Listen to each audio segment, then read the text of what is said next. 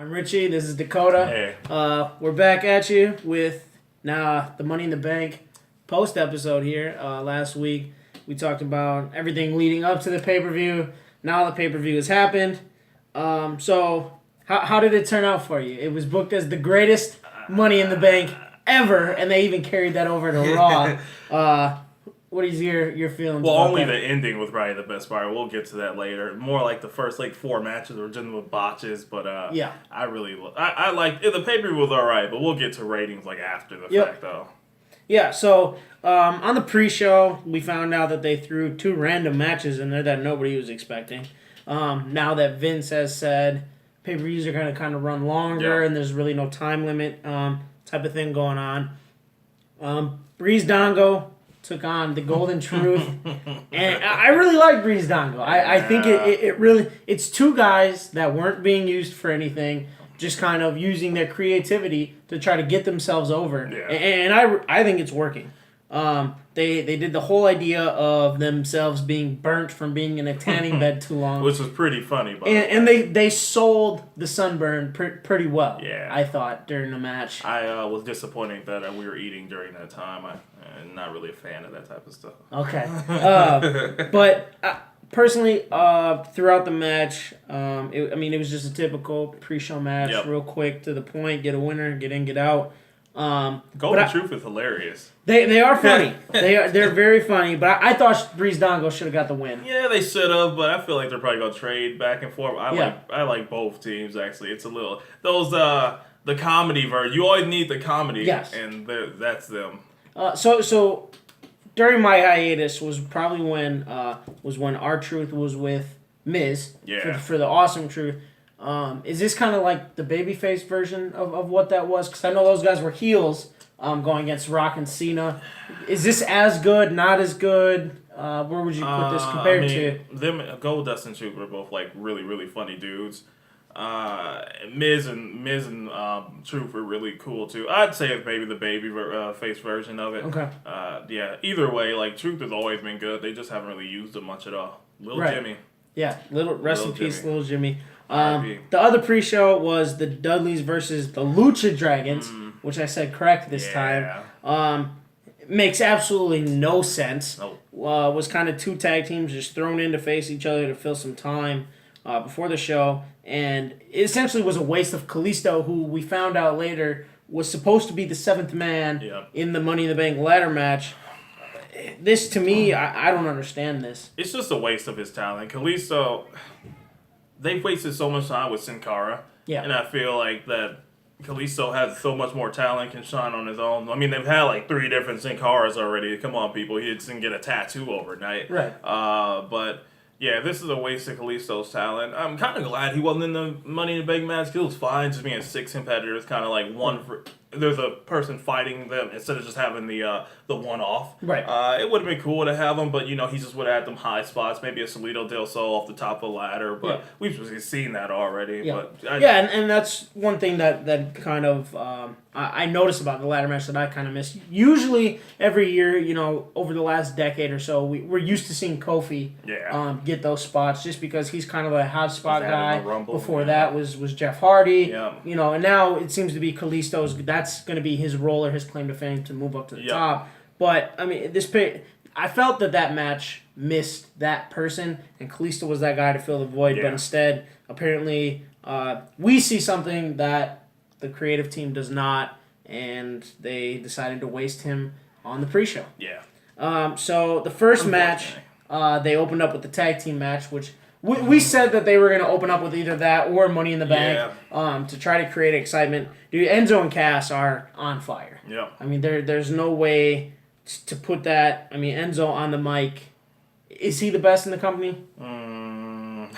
If he's not the best, he's probably close top 5. Yeah, he's in top 5 regardless, but he's pretty funny when he picks up a microphone. And the one thing that we talked about on Sunday was that it was a good match, and then for whatever reason, the botches just started happening. Enzo fell before getting kicked. Yeah. Gallows was being held by a ghost. So anyone that has not watched the pay-per-view, you need to go watch it, because there was one point in the match where Big E picks up Carl Anderson to give him the big ending, and Gallows is just standing right by the ropes like Richie just mentioned. Kaz was supposed to come in the ring and clothesline him to get him out, but he kind of just stood there. So yeah, that WWE ghost. Yeah, it wasn't very good, and it was bad enough that my ex-roommate actually sent me a text message and asked if we were watching it because he's like, "What'd you think of the botches?" Because it was just that. Dude, it was about 10 bad. seconds of him like waiting. It was a little too noticeable. So now, and we were talking about going into that match. What was it? Kendrick and London were the longest reigning tag team champions, which are two names Paul that London, Brian Kendrick. we have not heard around WWE for a while. Nah. But the New Day are now the longest reigning tag team champs. I don't know if it's modern day or just when they consider that run to be probably modern day. Yeah. But how long do you think the New Day will remain champs? Do we see them drop the title this year? Will they carry it for a while yet? Who do they lose? It's hard to say, man, because the New Day are they're really, really over right now. Yeah. And I don't think there's anyone right now with enough momentum, even as good as Kaz and Enzo are right now. I don't think there's enough momentum behind them to give them the belt. The fans love them, but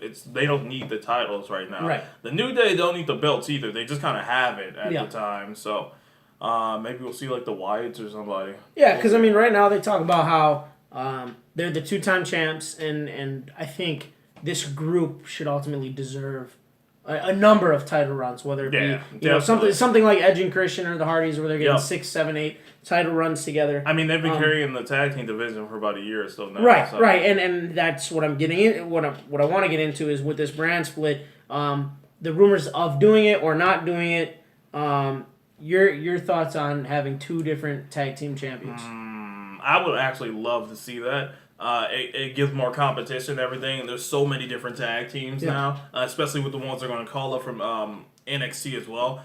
I would love what I really want to see, and we never got yet. I need an Usos versus New Day match, 1-on-1, because every match that the New Day and the Usos have wrestled have been 4-ways or triple threat match. We've never gotten a New Day versus Uso, and I think that would be a really good match. Right. Here, I have listed just off the top of my head. I went with. Right now we're looking at Enzo and Cass, the Club, New Day, Vaudevillains, Usos, American Alpha are likely to get called up while the Revival stay down. Breeze Dango, Golden Truth, and I didn't mention Strowman and Rowan, who are probably likely going to be the tag team to take over for Rowan and Harper. How cool would it be if Breezango had the belts on a SmackDown or something? That would be. And granted, we have not seen Rowan and Strowman tag together. Yep. But we were actually just talking about how good last summer was with the Usos going at it against the Wyatts. Practically all summer, and those matches were fire. Those were some really good matches, And for whatever reason, hopefully Rowan and Strowman can do something similar. I don't think that either one of them are the wrestlers that Luke Harper is. Maybe they put on some scales while they were out. Maybe we'll see. We'll find out. But so 2 tag champs is the way. I'm thinking we have one for each brand. It only makes sense. Okay. Another match that we kind of thought was a waste. Corbin and Ziggler. I went back and rewatched that match. As most of you know, Game 7 was that night. So it was a little tough trying to watch Thank you, both. Kaz. Yes, shout out to LeBron James. Only time ever.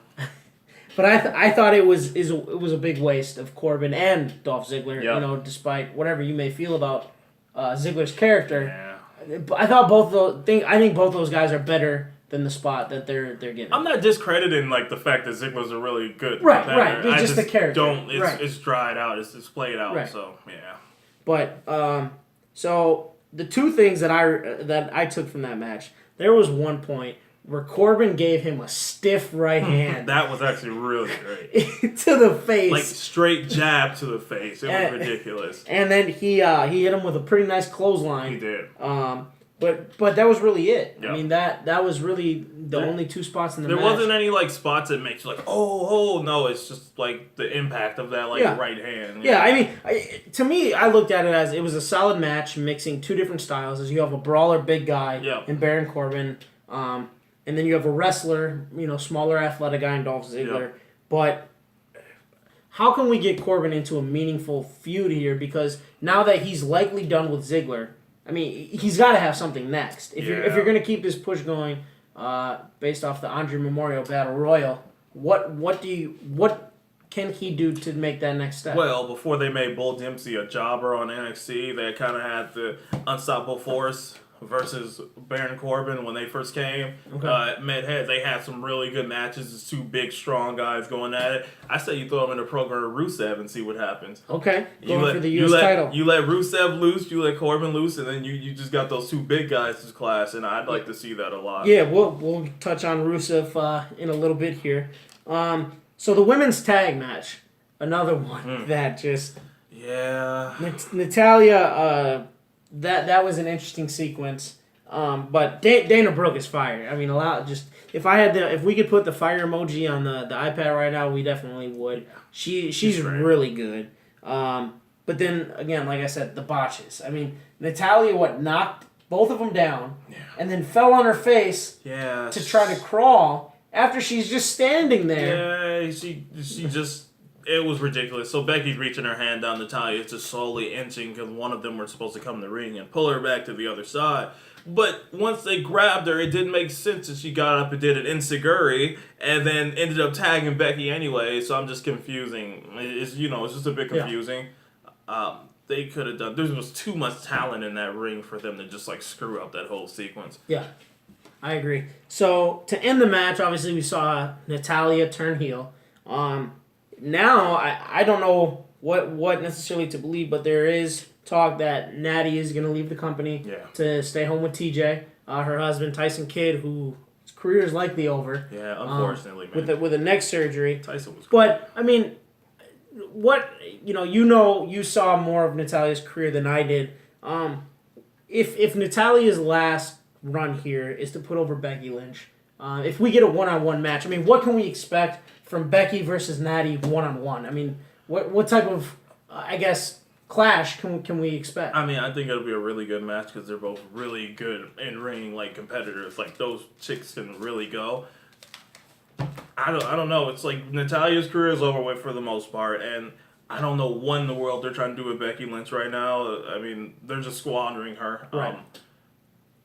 She should be wrestling for the title. They all should. There's no more momentum inside of this whole Divas Revolution, or now it's women. But there's no more momentum. It's kind of just the women only face the champion. That's the only time they're on TV. Right. And just to make a quick list here, I mean, when we, like you said, the women's division, they had this whole revolution going where they were giving all of these women, I mean, even Eva Marie. Yeah, even Eva Marie. Yeah. Summer Rae. Yep. They were giving all these girls that weren't necessarily even good television time. Yep. And I was making a list of the women that I've seen on TV in the last week, and I only came up with 5. And that's Charlotte, Dana, Becky, Paige, and the returning Sasha Banks. Yeah.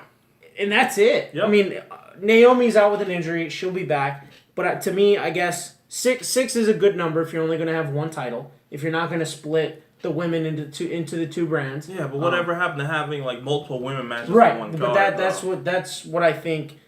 They do need to get back to, and hopefully, if we see Sasha versus Charlotte, we'll see Becky versus Natty. Hopefully, maybe even throw Paige in there against Dana Brooke and have 3 matches. It's just another way where there's too much talent in one division. I don't care how long your show is. There's no way you're gonna be able to showcase all that talent from one show. No, the roster is just way too big, and the brand split. I mean, this is why the brand split is obviously happening, which makes total sense. But it upsets me to see this group of women that we've seen the destruction that can be the Divas division for the better part of the last decade after Trish, Lita, Mickie James all kind of found their way out. Now it's starting to get back to that, which makes me excited, but let's just hope that they don't ruin it. They would be really stupid if they brought Bailey up to the main roster right now, because there's just no point on why you should do it at all. And I mean, even in NXT still, like you said, Bailey, Alexa Bliss, Asuka, Nia Jax. I mean, there's still more women yet to come. Yep. And all these women, I think, if I remember correct, Charlotte's the oldest at 30 years old. Yeah. So I mean, this group is gonna be. Everyone else is about 26 and younger. Yeah. Everybody else, this group is gonna be fire for a long, long time. Yep. Another match I went back and rewatched and was actually better than I thought it was, catching bits and pieces of it, was Apollo Crews and Sheamus. Okay. We obviously have a disagreement on Sheamus. I don't personally like Sheamus. I'm not going to take away from his career or the things that he's done. I'm just not a fan personally. But he is a really good heel. He is a good heel. Yeah. To start the match, I mean, just the things that he does as a heel character is really good. But you're a big Crews guy. I mean, what did you get out of the match? Anything different? Do you think now it's time for him to move up? No. Is he not ready? Is he? It was just two big guys just going at it usually. I mean, like, one of them is super athletic. The other one is just, like, a straight brawler type guy. I don't think they're going to do anything with Apollo Crews at all. Like, they squandered Sheamus, like, Money in the Bank run for no reason. So he's just pretty much mid-card at this point. And Apollo Crews, like, I don't see him doing anything better than maybe a U.S. title run, and that might be with Rusev. Who knows? I just don't feel like they're going to do anything with him. Not even with the brand split, you don't see... I see him going to SmackDown. I see him putting on, like, decent matches every week and going on the pay-per-view and being one of the matches on the card where it's like, oh my god, Apollo Crews really performed. But other than that, I don't see them pushing So essentially, I mean, I guess, even though maybe, Kofi got a main event push when he first started. Yeah. Is that kind of the career that we're looking at for Apollo Crews? Nah, I don't think so. Not even Kofi Kingston? Nope. Okay. I don't think so. All right. I wish it would, but I don't think it's going to happen at all. Okay. The next match that came on, John Cena and AJ Styles. Oh boy. The first thing that I wrote down, just because I know how wrestling fans are, is I wrote down Big Match John. Because even though AJ Styles might be the best wrestler in the world, regardless of promotion, John Cena held his own. It wasn't as if Styles went out there and had to carry Cena through this match. I think because of how stale Cena's character is, Cena does not get the credit, and we talked about that last week too. Yep. How good John Cena really is. Yep. So. No, you hit it right on the head, man. I mean, people only say the guys that have been born and raised in WWE and not like going anywhere else, they tend to prefer like the independent wrestlers that come from other promotions over them. It's just a cool thing to do now. I guess it's really getting to the point where fans are really, really irritating. Like John Cena can actually go, he just doesn't do a lot of that stuff in the ring. Right. Like no one literally carries Cena. The only time Cena was maybe carried was maybe back when he first started. Like when he done the ring, like when Kurt Angle. Exactly. But that's what you do to rookies when they wrestle them. Like now, like Punk, Styles, Rollins, Ambrose, those guys, and especially when he had the U.S. title run, it was doing the open invitationals every week. Cena put on great matches. It wasn't just those guys. Like it's Cena's skills and then the other competitor skills that complemented each other that turned into a good match. So and another good worker that we saw good matches with that a lot of people look at as maybe not in great shape, but Kevin Owens. I mean those matches themselves too. Even Kevin Owens may not be the big, huge, muscular six-pack guy, but Cena is. Yeah. And for them two to be able to still put on great matches, I mean, talks about the level and ability of John Cena. Well, here's the thing about that. I will get mad at a match if there's a reason why the other competitors should lose to Cena. We kind of know after the years of like watching Cena that he's gonna win like these big matches. He's gonna win the tiebreakers. He's not gonna tap out. He's not gonna say I quit. It's to the point now where you gotta respect what Cena does in the ring, because at this point in his career, he's not going anywhere. He maybe has a good like 5-6 more years before he maybe does part-time stuff. So you're gonna have to live with it, people. I don't understand what the big deal is. Right. Yeah.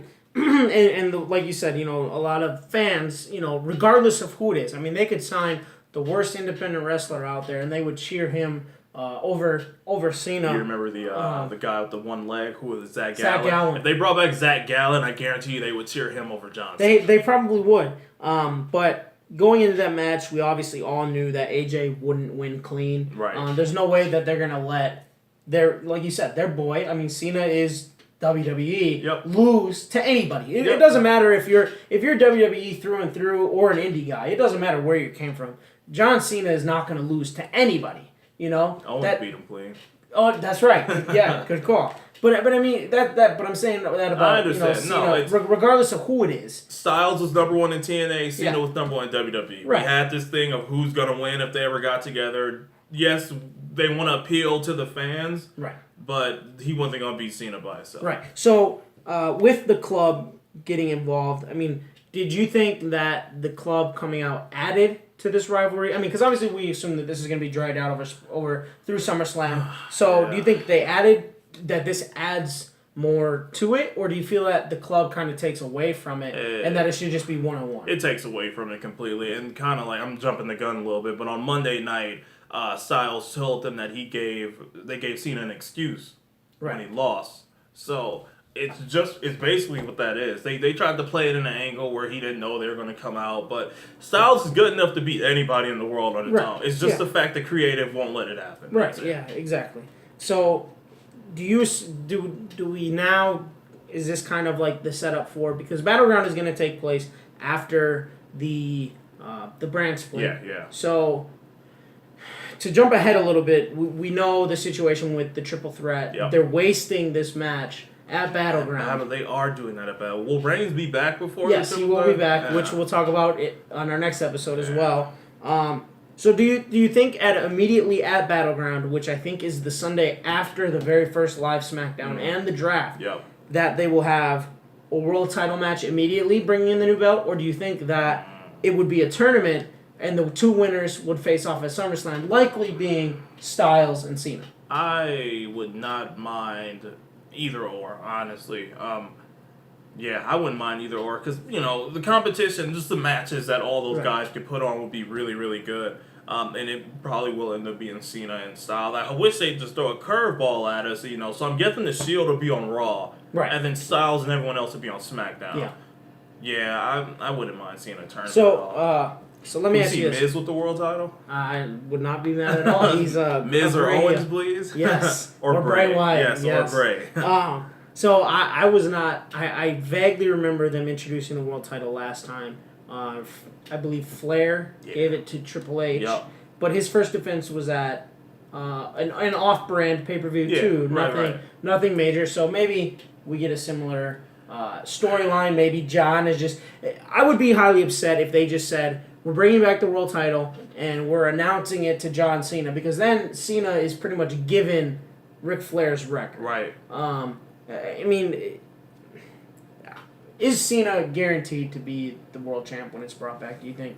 Eventually, maybe. Maybe not right away. I don't think it's going to be right away. They're going to have to give it to someone that's going to make SmackDown watchable, because if they give it to Cena, they're not. If they have Cena and Reigns as the two champions on both promotions, which will be hilarious, but if that happens, so many people are going to complain and whine. Yes. Well, and to go off of that, actually, I was reading yesterday that apparently there was enough of a spike in ratings on Monday night that they said that Dean Ambrose, the quote was, Dean Ambrose has made wrestling watchable again. Thank God. Compared to the title run that we saw with Reigns, where people were not watching. Yep. But now the ratings have kind of gone back up that Ambrose is now the title holder. Yep. But to go off of that world title, I think AJ Styles will get me a full cooked lamb and win that world title to start out. We'll see. So the Money in the Bank ladder match. Lots of high spots as expected. I thought it was there were some really good wrestling points as well. And it, like you said, not having that seventh guy, it wasn't a cluster. Right. Which we get used to seeing with so many guys in the ring. Well, people were complaining about why aren't there 8 people in the ring? Like, dude, Money in the Bank started off with 6 competitors, but, I guess we're not supposed to remember those points. But even still, I think going forward, in the years coming, if the brand expansion is still going on, to have 3 from each show going for 1 case. So, if a guy who wins it is on Raw, can cash in on either Raw or SmackDown to keep a surprise available. Or, just to not have to have 2 ladder matches with, 6 guys apiece or whatever it is, that... Or just do one better and put Money in the Bank back on the Mania card. That would be... I am totally okay with that. But I was watching this. I rewatched this match again just to try to find some high points. Was there anything to you like throughout the match that you were just like, that is incredible? That made it kind of memorable. Not really. Other than Ambrose winning the Money in the Bank, that was like the only. Okay. I went through it and wrote down some things that were kind of like disastrous. Like Alberto Del Rio did a tree of woe to Cesaro laying on the ladder. And then he put Cesaro in a cross arm bar on the top of the ladder. Cesaro took a lot of bumps during that match. Which then I think as soon as Cesaro fought, or they got Del Rio off Cesaro then turned that into jumping off the ladder to the middle rope. That was really good. To a springboard European uppercut. The no-sell armbar, yes. So Kevin Owens did a 5-star frog splash onto Sami Zayn. Was it Sami Zayn or Del Rio? When he was laying on the ladder. Was pretty good. Then he powerbombed Zayn onto the ladder. That was payback from Mania, I believe. Yep. And then we had Cesaro do the Cesaro swing of Jericho and tossing him into the ladder. Stupid idiot. And then Dean Ambrose doing the dirty deeds to Jericho off the balancing ladder about 5-6 feet off the ground. That was pretty sweet. Yeah. But like you said, Ambrose winning just made it even better. Which later, obviously, as we found out, affected the show greatly. The U.S. title match. I don't even know why this is a thing at all. Like, it's just irrelevant to the card in general. It's a big waste of Rusev, first of all. I get people hate Rusev because he plays the European screw America heel very, very well. So obviously people are going to boo him and chant the USA whole thing. But Titus O'Neil should not be in this spot. I mean, this could easily go to a number of guys who deserve this spot. And Rusev pretty much controlled the match. And even at the end, he went up to Titus's kids. That was really funny. His kids smacked him afterwards, too, which is pretty funny. He looked his kids in the eye and goes, "You see that? That's your dad. Your dad's a loser." I don't know about you guys, but if some guy said that about my dad, I'd probably just laugh. Well, and especially knowing the circumstance. Exactly. You know you can't beat up Rusev, man. Well, and not even that, but you know that it's probably also scripted to some point. Right. That Rusev is just trying to draw heat. But the fact that Titus O'Neil's kid actually hit him in the chest, that was pretty funny. Was hilarious. I don't know if that was like hey, good job, bro, and it just looked harder than what the kid actually hit him. Don't talk about my daddy. Yep. that was Rusev. That was a good job by Rusev. So the WWE Championship match. You're a big Rollins or a big Reigns guy. I am a big Shield guy. I love them all. I thought it was a very, very good match. This match to me has now shown that at WrestleMania you saw Reigns go against 14-time World Heavyweight Champion Triple H. He then fought AJ Styles, who he said is arguably the best in-ring performer in the world. Yep. And he's now going against the PWI's #1 wrestler for 2015 in Seth Rollins. Okay. And Reigns shows that he can compete. Yep. But yet we hear the Reigns can't wrestle, Reigns sucks. Is this because there's too many young kids who don't understand wrestling? Exactly, or is it because parents aren't educating their kids, maybe that are our age, that aren't educating their kids enough to really appreciate wrestling? Well, here's the thing. People hate WWE so much that they go to other promotions to get what they're missing from WWE. Okay. So, like, when they have younger siblings or other kids around the area that hear older people talk about certain things, like, Reigns sucks or Rollins or Ambrose is much better, they'll latch on to that. Kids are copycats. They're going to do exactly what they see their older people do. So once they hear stuff like that, they aren't able to form their own opinions. There's tons of kids that like Cena. There's tons of kids that like Reigns. But we just hear more about the ones that constantly boo him because it's a cool thing to do. Yeah. Reigns is probably one of the best things that happened to WWE in a long time. The entire Shield, hands down, is the one whole of the best things faction of the exactly. Shield. So to cheer the other two and boo one is kind of just stupid to me. You know, and the thing is, you know, we talk about how far Sheamus has fallen within the last 6 months. Mm-hmm. What was it? 2 years ago in the Royal Rumble, Reigns broke Kane's record of eliminating like 14 people in one Rumble, and everybody was mad that Batista won instead of Roman Reigns. The next year at the same pay-per-view, Roman Reigns wins with help from The Rock, and he gets booed out of the building. Because it's not their flavor of the month. That's the problem. That 2 years ago, Daniel Bryan. 3 years ago, Punk was the flavor of the month. The year after that, Bryan was, and then Bryan again. And they want to push for these independent guys that, you know, are very, very good. Right. They think that people in WWE don't deserve the pushes that they get. Right. But what entitles the independent wrestlers that come to the company the same title pushes? Well, and not even that, but what entitles them to get it right away? Exactly. You know, you kind of have to earn your stripes.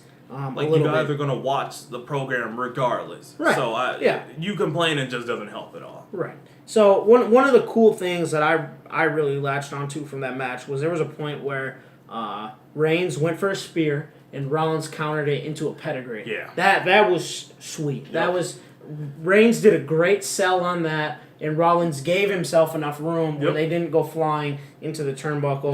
Yep. But I think the best part of that match, we all have to say, was the end. Ambrose holding up the belt as Hold the on. show Hold was on. going off. Hold on. The best part of the match, when Rollins was champion before, he was getting ping-ponged back and forth between Cena and Reigns. He couldn't pick up a win to save his life. Rollins beat Reigns clean at the pay-per-view and won the title. Yeah. Yes, Ambrose came in and cashed in, which was phenomenal because every member of the Shield held the belt. Within 5 minutes. Within 5 minutes of that night. Yeah. But Rollins beat Reigns clean, I think goes over Ambrose winning his first championship. Okay. Because Rollins finally sold him that he can do it on his own. Well, and now ultimately you look at it, I mean, go on Wikipedia, look it up, do whatever you got to do. But I believe it's now Reigns is a 3-time champ, Rollins is a 2-time champ, and we now are officially in the era of Dean Ambrose. The only thing that is missing, you know, a lot of people make these comparisons of new guys to young guys, and I consistently see how Ambrose is the PG version of what Stone Cold was to the Attitude Era, and the only thing that was missing was Jim Ross letting us know that it is now the era of Dean Ambrose. Yeah, we'll have Michael Cole try to mimic that eventually. Yes, speaking of that, the Shooting Star Press, not only were wrestlers botching this pay-per-view, but I believe AJ went for a 450, and Michael Cole called it a Shooting Star Press, and then Dean Ambrose hit a Dirty Deeds, and he called it a pedigree. I think Dirt is better than Michael Cole at this point. Yeah, and we found out David Otunga will be replacing Jerry the King Lawler instead of Corey Graves.